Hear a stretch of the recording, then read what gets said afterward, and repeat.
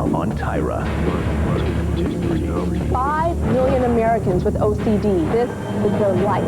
Every day I live like I'm in prison. Something bad's going to happen if I don't stop doing that. Is there anything that you want to do right now that you're not doing, that you're suppressing? Imagine obsessively pulling your hair out of your head until you're bald. I know she really wants to tell you something. It's actually okay. Now on Tyra.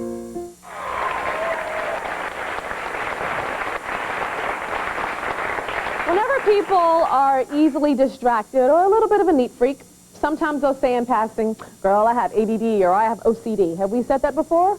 You know, sometimes we said that before. But I think it's important for everyone to realize that OCD stands for Obsessive Compulsive Disorder, and it's a lot more serious than we tend to use it at times. Imagine repeating the same action 20, 30, even 40 times and having no control over it, or needing to wash your hands over and over and over and over again until they bleed, or obsessively pulling your hair out of your head until you're bald. Now, I know most of us could never imagine living that way, but for 5 million Americans with OCD, this is their life, and it's a nightmare. Obsessive Compulsive Disorder, or OCD, is an anxiety disorder characterized by unwanted compulsive thinking, obsessions, and ritual activity. Washers, checkers, and cleaners are just some of the few types of OCD. Engaging in certain rituals only provides temporary relief, and not performing in their ritual of choice leads to panic, depression, and even suicide. Meet Jenny. She has a classic case of obsessive compulsive disorder. It's like a living hell, living with OCD every single day of your life, and every single minute of your life depends on doing things multiple times. Almost everything I do every single day is done repetitively. I can't just shut my drawer once because the ritual is not satisfied. So with my drawer, I'll go 2, 3, 4, 3, 4. Another symptom of OCD is saving unneeded things. These are empty boxes that I keep because for some odd reason I think something bad will happen if I get rid of it. Pill bottle that I don't even need anymore. Pens that don't work anymore. Empty box, chapstick that I can't get rid of because I think something bad will happen. Before Jenny goes out, she follows an extremely strict ritual. You'd think brushing your teeth is just, just a real quick and easy thing. For me, it's actually a process to do. I'm very particular in the order of my bottles. Everything has to be facing a certain direction. This compact I cannot throw away. For what reasons, I have no idea. But it has to be shut after this one has to be shut. Clothes, I put on my clothes twice, and I snap my bra 24 times. I used to do each armhole 16 times per arm, and I would snap my bra up to 36 to 48 times. What I would do just to do everything once, when you had to do everything repetitively for 14 years, and you have to hide it to people, and people think you're weird if they do catch you doing it. It kills you inside. There's nothing you can do because you're stuck in your head. You're like in this prison in your head, and you can't break free from it. Jenny, one thing that I'm watching you say is you say that you're stuck in your head. You're stuck in your head. But this is probably the first time that you are outside of yourself and watching the OCD and watching what you do. What does it feel like to see that?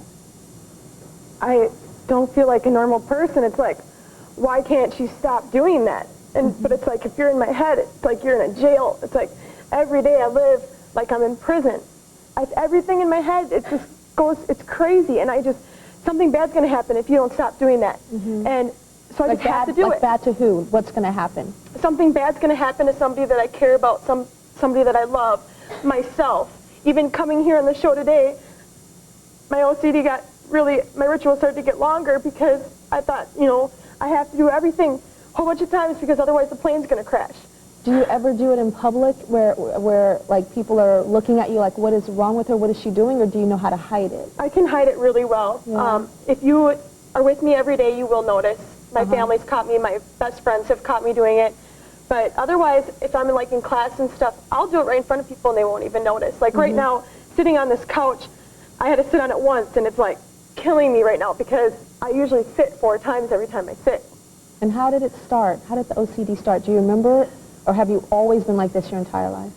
No, when I was one day, I was walking up the stairs at my house, and I got this flash of my grandmother dead in a casket, and I was like, you know, I was like, whoa, I don't want that to happen. So for some reason, I went back down the stairs, and then I went back up the stairs, and she was still in my head, dead in a casket. So I did it again, and she was still like that, and I did it again, and then the 4th time, it was out of my head, and that's just been my number ever since, everything in 4s.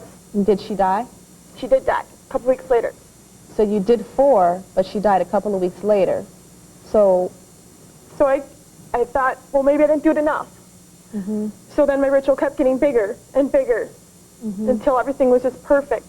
is there anything that you want to do right now that you're not doing, that you're suppressing at this very moment? Sitting. Sitting. And that's making you feel uncomfortable right now. And I know that this has gotten so bad that it's caused you to what now? What has it caused? Well, drinking, I got to be really bad with drinking. I use alcohol as a way to forget doing OCD because when I'm totally wasted, I don't do the rituals as much. And I don't feel it's numbing. It's numbing all the anxiousness. Okay, you just mentioned that you sit 4 times.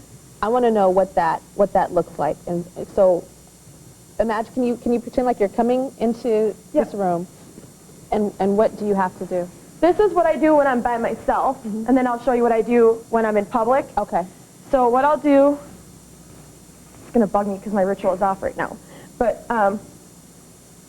what I'll do is I'll come and I'll sit down, I'll sit up, and I'll sit back down, and I'll sit back up, and then I'll sit back down. And then if I was to But come that was in, only 3. You just did 3 right there, and you say you do 4. because I already sat once. Oh. Sorry. Oh, okay, I'm sorry. I'm In my thinking I head- got you, and I don't. She's got me. Sorry. It's all a process. Like I knew that I had sat down once, so I had to finish my ritual. Got it. Sorry. Okay. And then when there's other people around, what do you do? When there's other people around, what I'll do is I'll just come in, and I've done this already tons of times today. I've done it in front of some people that work for you, too, Okay, already. I'm doing it with my producers. And Yep, and I'll get up like that. Then I'll act like I'm adjusting my jeans or something. And I'll go like this, and then I'll sit back further so people don't even notice when I do that. Okay, well, people don't notice in what? That I've already fulfilled my ritual. They don't even notice. You know, I'm wondering how many people in my life have what you have OCD, and know how to do it subtly like you. I bet there's a lot more than I know that a lot of people at home don't even know. Up next, Jenny's family is here, and they're going to talk about the toll that Jenny's OCD has taken on their lives. I know it's really hard for them, and they're here to talk about that. We'll be right back.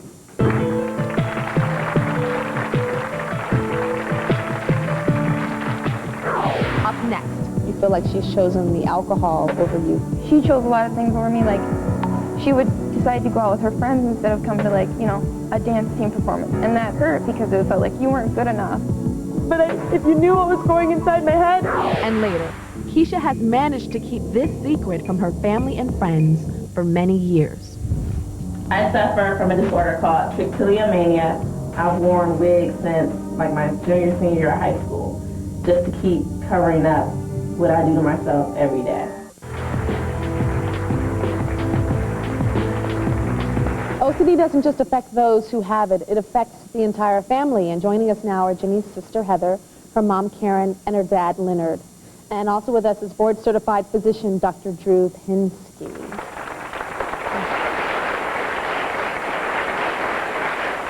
So So Karen, I know that the OCD has really affected your family. How is it affecting the family now? I think OCD really singled Jenny out from the rest of the family, away from her sister and how close her and her sister were when Jenny was younger.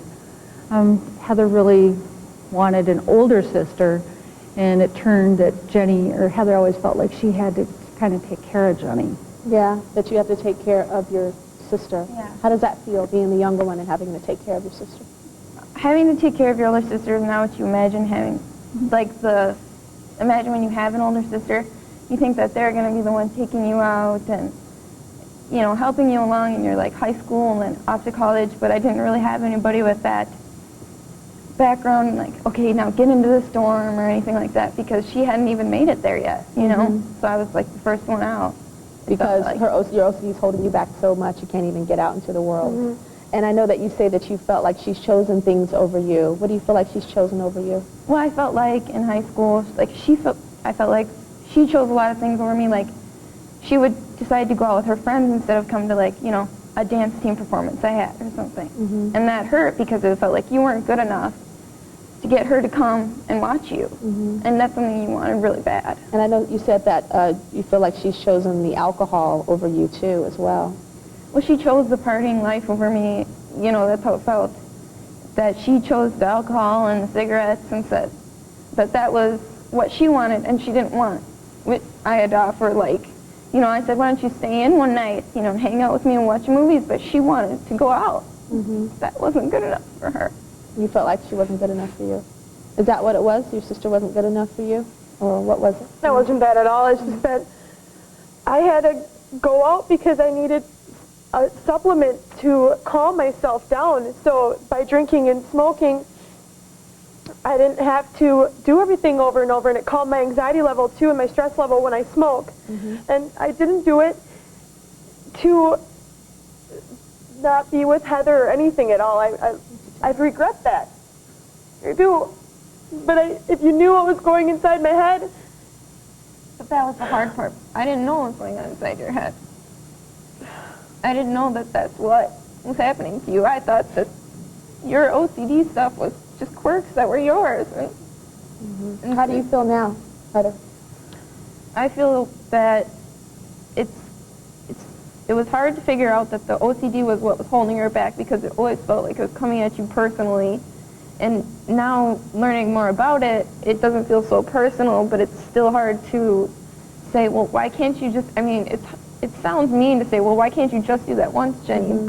But in your head... Because it's not like a disease that we understand, like a cancer or something else. It's something that we don't understand, or not. It's not even schizophrenia or other things that we have learned about. It's something that's not so easy to understand. Dr. Drew, I can understand why her sister can say, just do it once, just be normal. Isn't it something how these illnesses ripple through the entire family? But when it comes to the brain, people have great difficulties accepting the disease state. As you say, people want to make it that person's fault or their responsibility. But in fact, this is a biological process. It involves chemicals you may have heard about, like serotonin and glutamate, in a part of the frontal area of the brain called the orbital frontal system. Is it genetic? It has a genetic predilection, as a genetic tendency. And anybody in the family have obsessional qualities, or, you know, rigidity, that sort of thing, or alcoholism, ADD, Tourette's? Tourette's goes along with this too.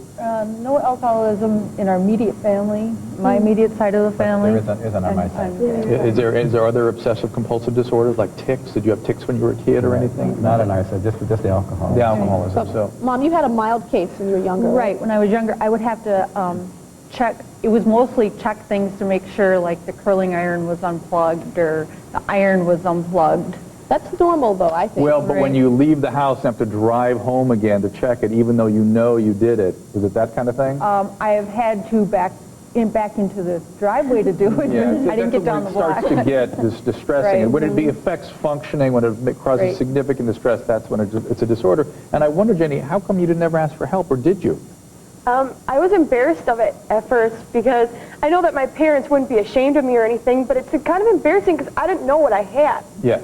You know, so I was doing all this for so many years, and I didn't even know what I was doing, but it just became normal to me. And then I was reading in a magazine that I was like, whoa, I have all these symptoms, and it was OCD. And that's when I went to my mom and I said, Mom, I'm doing all of this. And Did you get help? I did. What I see a happened? psychologist and a psychiatrist. I was on Paxil for about a year, and it actually calmed it down. But I gained 65 pounds off of it. So, how do you help families, Dr. Drew, that are going through this? Because as her sister Heather is saying, you know, just get over it. It's not a lot different than what you're doing here today. It's just letting people ventilate and talk about how this illness has affected them and let them kind of struggle with that together. It's very similar to things like alcoholism, because these illnesses affect entire families where people have behaviors and things they do that they're ashamed of and they wouldn't otherwise do that affect every member of the family. Have you had family therapies, Jenny? just like we had one when I first saw my psychologist, but not with my sister. It sounds like you two could really benefit from because I see a lot of pain and a lot of love between these sisters, and that's a good suggestion for you guys to get help as a family, because everybody's going through it. Right. Everybody, I know. Okay, we'll be right back. Up next. I suffer from a very severe OCD disorder. This is how you usually see me, and it's not a weave, it's actually a wig. September 10th, Tyra has bared all, became a man, and faced her biggest fears. Starting September 10th, no one could have expected this. We're moving to New York. Tyra's moving the show to New York forever. All new season. We're gonna do it, baby. All new episodes. All new city. New York! New season starting September 10th. You ain't seen nothing yet. Season premiere Monday, September 10th.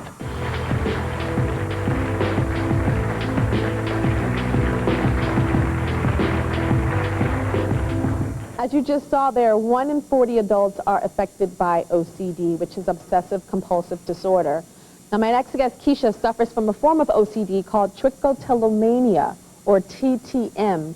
And TTM literally drives you to pull your hair out, including your arm hair and your genital hair, any hair on your body. You're driven to pull that hair out.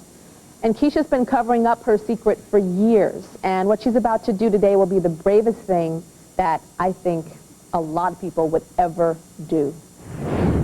Keisha has managed to keep this secret from her family and friends for many years. I suffer from a disorder called trichotillomania, also known as TTM or trick.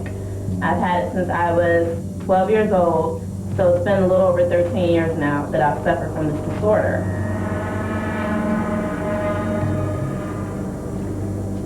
This lovely hairstyle right here is not my hair. In fact, this isn't my hair, this isn't my hair, neither is this, and neither is this.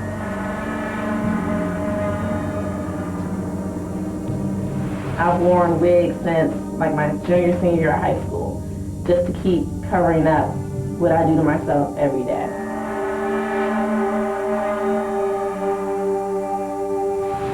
Keisha, if you didn't pull your hair out so much, you wouldn't be so insecure about certain things. You'd be more self-confident. You'd be more focused. It was hard then. It's hard now. Some days I can go without pulling. Some days, most days, I can't. In the outside world, they see smiles, laughter, jokes, but they never see the insecurities that I hold inside. How did I go from being the pretty redhead to being the girl that wears wigs all the time? Keisha, what does it feel like? What physically does it feel like to make you want to pull your hair out? It's an urge. You know, you get this urge similar to a really bad mosquito bite, how you just want to scratch it because it itches so bad and you're not satisfied until you scratch it. That's how I kind of relate my pulling. I get the urge, and technically I'm not satisfied until I pull.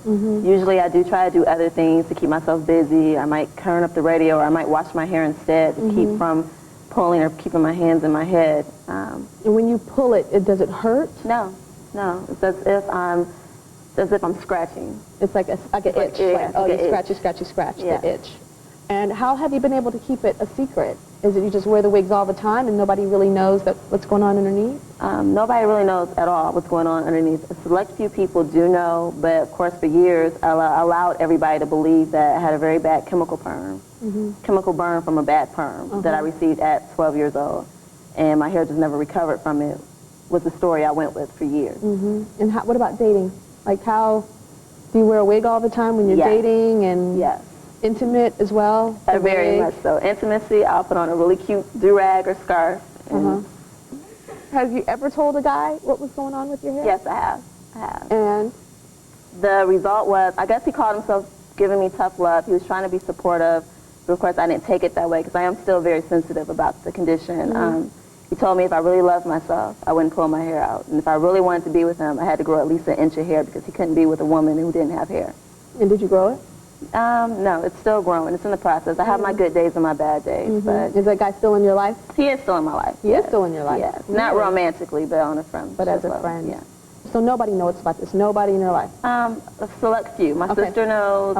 Some very close friends know, but nobody really in my family outside of my sister knows. No one actually in my family besides my sister And knows. I know you have a cousin, Marcia. She does not know, She right? does not know. All right. So Marcia doesn't know about Keisha's battle with OCD, and she's very close to you? Very. She's actually been there with me when I was younger. She thought I had a really bad perm. So she was the one actually taking me to the hairdressers and trying to find people who could do a nice weave to cover it up. Wow. And so forth. Okay, well, Marcia is here. Come on out, Marcia.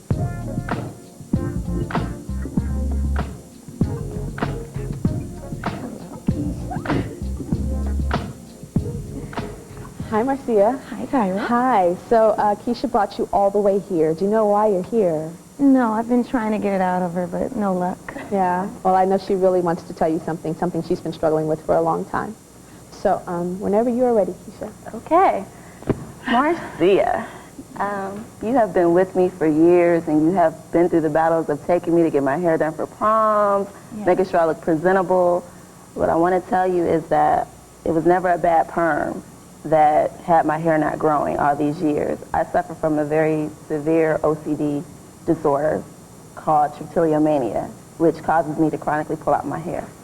Oh. And so, a lot of people don't know that, and I wanted to share that with you because you have been the one who's taken me to the hairdressers and have tried to find ways for my hair to grow. Yes. And so forth.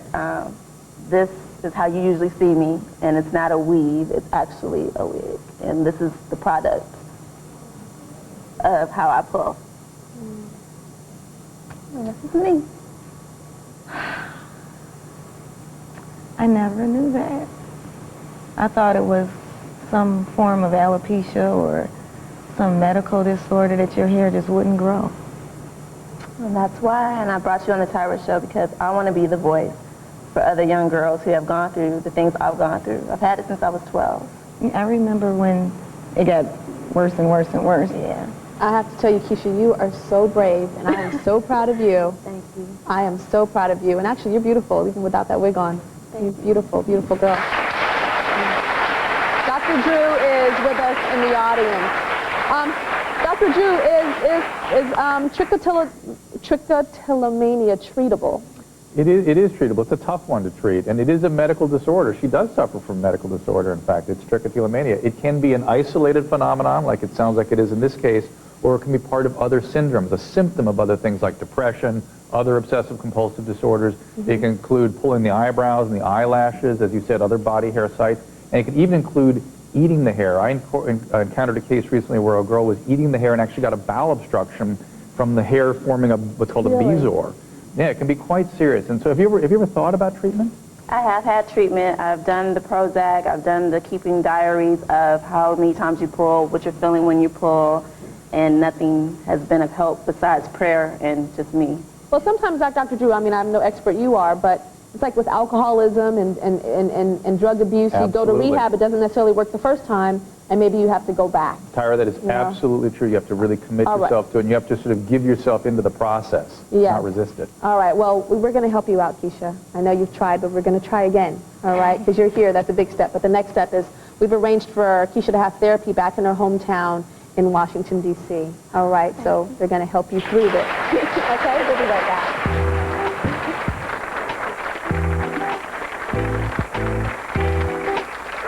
Up next, what is it about meat that makes it so bad? Kind of just disturbs me. It makes me feel really gross inside, and it makes me just really upset.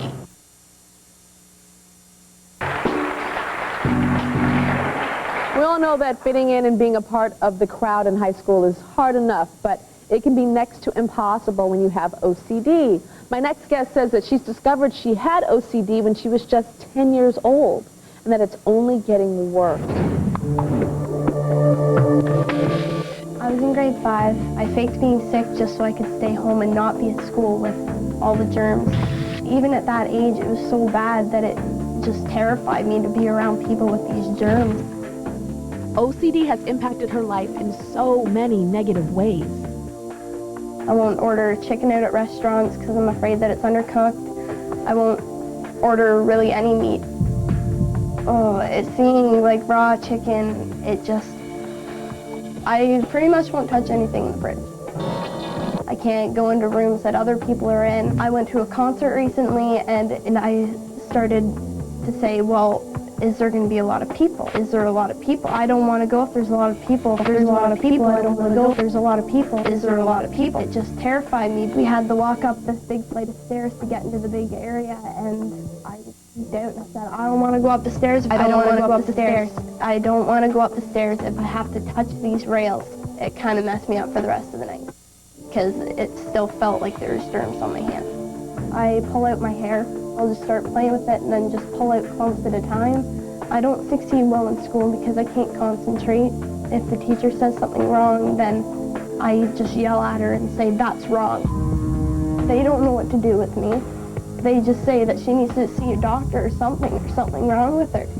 Everything just goes haywire and you don't want to do anything. It controls your life constant. I can't stop it. So Lindsay, you talk about the meat, like being obsessed, not touching the meat, not it. What is it about meat that makes it so bad? The thing about me that makes it so bad is just the germs and knowing that there's something on it that can make you sick and that could possibly harm you. It just terrifies me. I would think that you sound like a vegetarian, so it's not about being a vegetarian and not wanting to eat meat because you don't necessarily believe in that or in the nutrients. It's more of a fear of meat, right? Well, it's mostly poultry and pork. I'm okay with beef most of the time, but I like it well cooked where there's no pink. It's just so dry. So if it's raw, yeah, when it's raw, it just, I don't know, it just makes me feel sick inside. Okay. Dr. Drew, I know we have something here that maybe you can talk us through. Tyra, you can serve as the supportive other? I sure will. I'll be right here. Okay. We're going to show you some pictures of something that may be evocative. You need to stop at any time. Just let us know, okay? Now, before you go on, I want to say, it sounds like you don't just have OCD. You have the trichotillomania, you have the agoraphobia. Oh, here come the pictures. Is these pictures okay for you? Mm-hmm. What does it feel like to look at that, to see that? It just disturbs me. It makes me feel really gross inside, and it makes me just really upset. Really? It's just upsetting to see. I see right now how you're feeling right now. It's feeling really bad. Yeah. Do you feel anxious? Feel nervous? Yeah. You're shaking. I see your hands are shaking. Tyra, move in. Mm-hmm. Yeah. You okay? Yeah. Do you think it's something that you could sort of expose yourself to with a therapist repeatedly and learn to tolerate these things? Yeah, I really want to fix it. I don't be scared of it. And Dr. Drew, it's really, I see that it's really strong because it was just pictures. Right. And it's a stimulus, you know. And I knew my producers wanted to show her the pictures, and I was like, just a picture. Like, I don't think that's really going to affect her. I think it's something that's in person, but I can only imagine if we brought out some real meat, it would be a whole different story. And someday in these exposure therapies, she would get to the point where she could tolerate it just like what you would call a normal person. You would be normal again, able to tolerate these things. When we return to Lindsay's family to see how your OCD has affected them, you're brave. Brave to look at that nasty meat. You look dirty to me too. I'm not scared of it, but it did look gross to me too. All right, we'll be right back.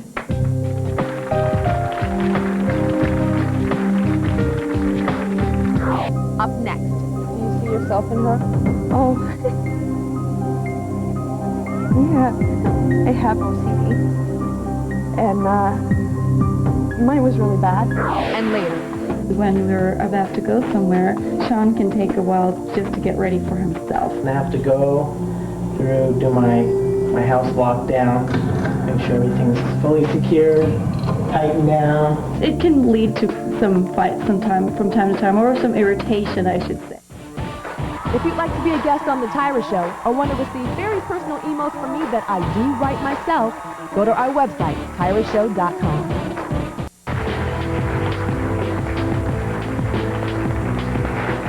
I'm speaking with 15-year-old Lindsay, who tells me that her daily struggle is with OCD. And joining me now are Lindsay's mother, Jackie, and her dad, Joe, and Dr. Drapinski is also back with us. Jackie, how does it feel to have your daughter be suffering so much like this? It hurts. I don't like to see her have to go through it. She's one of those kids that can do anything. I always has been able to just put her mind to something and go and do it. And she's losing that, and that's the best part of her. And I don't like to see that just going away. Do you see yourself in her? Oh, yeah. Why don't you tell us about your struggles too? I have OCD, and mine was really bad, and I had obsessive thought, and... What does obsessive thought mean? Something would come into my head, and I would have to say it. As if I didn't say it, it would make me physically sick. To get it out. To get it out, and it didn't matter how hurtful it was. Is that Tourette's, Dr. Drew? It has that quality to it, doesn't it? And Tourette's, ADD, OCD, they're very closely related to one another biologically and heritage-wise. And I got to tell you, the most difficult thing about being a parent with a child with a painful condition, and I have 14-year-old triplets, and my heart goes out to you guys. I know this is a struggle, and you are deeply concerned. You love your daughter very much, but there's a counterintuitive thing you must do, which is allow the child to experience some of the misery in a therapeutic context. Because if you teach them or if you show them that you're not willing to let them go through some of those feelings, the message is you can't handle it. You need me to rescue you from this, and they become permanently dependent on you then to rescue you from all bad feelings. So it's something you got to kind of be willing to let them go through. It's very hard. I saw how painful it was for you, even for that little moment that she had to go through that. But that's going to be part of the struggle in this getting better. What does she do? Like, is it a medication thing? It's probably a combination. First, she needs to be properly diagnosed. I mean, that is, in all these conditions, that is the most important thing, that they see somebody with a psychiatric background that's very well trained, they can actually formally diagnose, because each diagnosis has a different treatment. If you don't have a diagnosis, you can't treat. You don't know what you're treating. And the interesting thing about Lindsay, and with you, Lindsay, is there's so many different There's a lot of different stuff. Yeah, I kind of get the feel that anxiety is a major component in Lindsay's case, and she may be treated perhaps for an anxiety disorder, and then individually for the different OCD issues. Mom, you reacted when he said anxiety. I suffer from severe anxiety. And that goes in families too, very much so. So Lindsay, how is your day-to-day life right now with like friends, school? It's very chaotic because the OCD steps in wherever I go. Like if friends are sick, I can't go near them, I can't comfort them. I just say, do you know what, I'm busy, I can't go see you. And I can't go over to friends' places a lot because if their mom makes something for dinner that has chicken or meat or anything, I don't eat it. I just kind of give it away to my friend and tell her to say that I ate it. But it really affects me in my everyday life. And then what about dating? Have you started to date yet? Are you allowed to date yet? Oh, I hope I am. Okay. If not, then I broke the rules. Okay. It hasn't really affected that much. Guys are more understanding than the girls are. Really? The guys just say, oh, that's interesting, and then they just forget about it. Why did you laugh about that, Dr. Drew? It's just generally the case. Women are tough on each other. Women are just tougher. All right, well, if you all are open to it, we want to arrange some medical help back in your hometown. And I know that with the medical thing, you guys are not 100% sure if that's the right thing, right? So how do you feel about that? Finding the right diagnosis, as Dr. Drew said, that, you know, feeling comfortable with the people that are dealing with her, and that's kind of a rarity in our area. Well, we'll try to find the best people, and it's still up to you to meet with them and see if you think they're right for your daughter. We can do that. All right, all right. You're welcome. We'll be right back.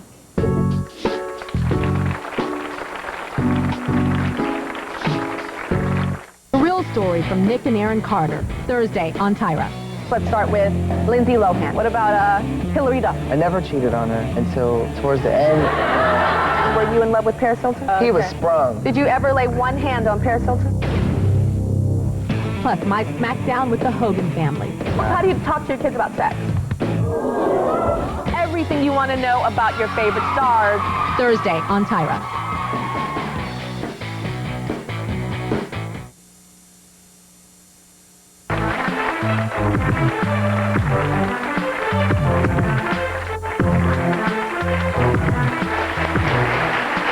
Today we're talking about a problem facing millions of Americans, Obsessive Compulsive Disorder, or OCD.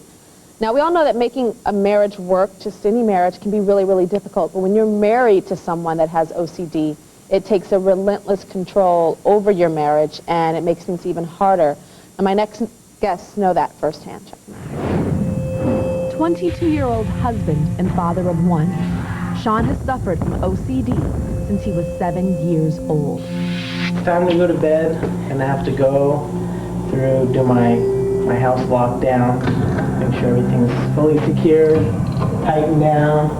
Sean has repetitive rituals he feels he must do every day in order to feel normal. Make sure I don't step on the tile lines. If I do, I'll rub my foot across the line again. But the trick isn't just completing a ritual. It's doing each one exactly 4 times. Check the door handle a few times. Right, left, yeah.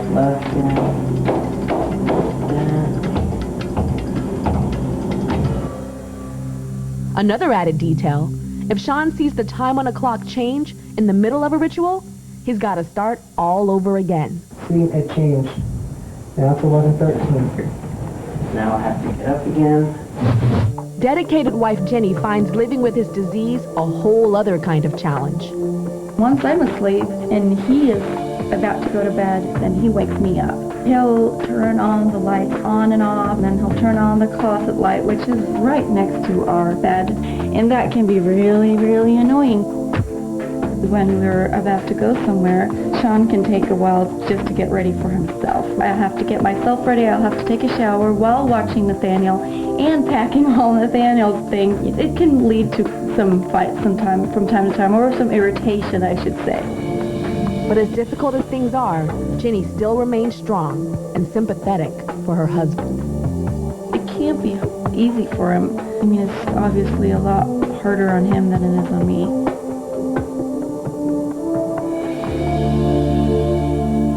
The way it is. With me now are Jenny and Sean and Dr. Drew. So Jenny, how is it like being married to a man with this, and this is your husband? Well, I don't really notice it that much. It's hard to remember that he keeps it all in his head, and it's a constant struggle for him. So I forget sometimes. I do. And your ritual is mostly bedtime? It's all day. It gets worse at nighttime because the more tired I am, the worse it gets. The more things repeat in my head over and over. So as the day goes on, it gets worse. By nighttime, it's... And where do you think the root of it is? Is there some fear involved? Like you don't want someone to break in, so you're checking and rechecking because of that? Or is it a lot deeper than that?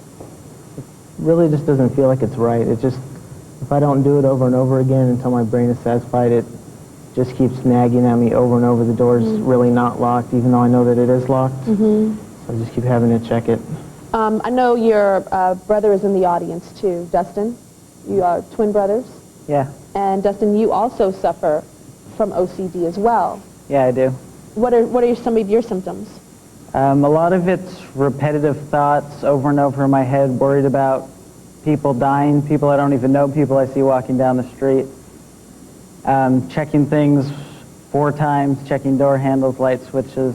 A lot of the same stuff as Sean, but some of it's different with the internal thoughts. And then you have something with M&Ms and Skittles, I hear. Yeah. What is that? When I eat those, I have to eat them certain colors on the left side of my mouth, certain colors on the right side. So, and I have to know what colors I'm eating. Do you all lean on each other for support because you're twin brothers with the OCD? Really, we don't discuss it. Really? We just kind of learn to live with it. We know that we have it, so it's just kind of deal with it as it is by ourselves. And I heard that you all are kind of judged by so many other people because of the OCD that you're scared that you're going to judge each other. if you talk about it. Is that true, Dustin? Yeah, that's true. We really just keep it to ourselves, do what we need to. I know when Sean's doing his rituals, I, call out his name and he doesn't respond, so I just leave him alone until he's finished. I know he'll respond to me when he's ready to speak to me. He doesn't have to do any more rituals at that moment. And I know you lash out at your wife sometimes, Sean, too, right? Yeah, pretty much if I'm in the middle of a ritual, I'm checking my doors, my light switches. If I get interrupted, I have to restart it again. So if she's talking to me or doing something besides what I'm trying to do, then it gets frustrating having to redo the same ritual over and over. Dr. Drew, is it common with twins? It is. These guys are a great example of that. They share, you're identical twins. We call monozygotic twins. You have the same genetic makeup and therefore share the same predispositions, and OCD, being a biological disorder, has that potential. The other thing these guys are a great example of is how the thinking serves the disease. To try to reason with people with this disease, like with many obsessional or compulsive disorders, it belies the point. The fact is, the thinking services the disease. They think there's going to be a catastrophe, therefore they move on into the rituals, when the fact is, of course, there's no relationship between that. We have someone in the audience, Kyle. He's in the audience now. And Kyle, you have gotten help, and this was something that plagued you for a long time. So tell us some of your symptoms and how you got help. I got help through exposure response therapy. I went to UCLA Institute. Dr. Etta Gorbis helped me. Excellent in the field of obsessive compulsive disorder. You have to fight it like a war. You can't just, the exposure response therapy is doing what you fear. Well, he says it's a war, and we are going to give you the army to fight your disorder. To help Sean and Dustin treat and manage their OCD, we've arranged to get them counseling, both of you counseling, back at your home in Phoenix. And as he says, it's a war, and it's up to you to be ready for battle. Are you ready? I'm ready. You're ready? All right. You ready too? I'm ready. You're ready? All right. All right. We'll be right back.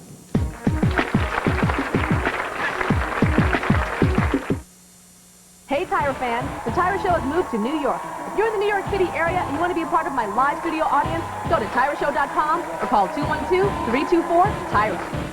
Banks Show provided by...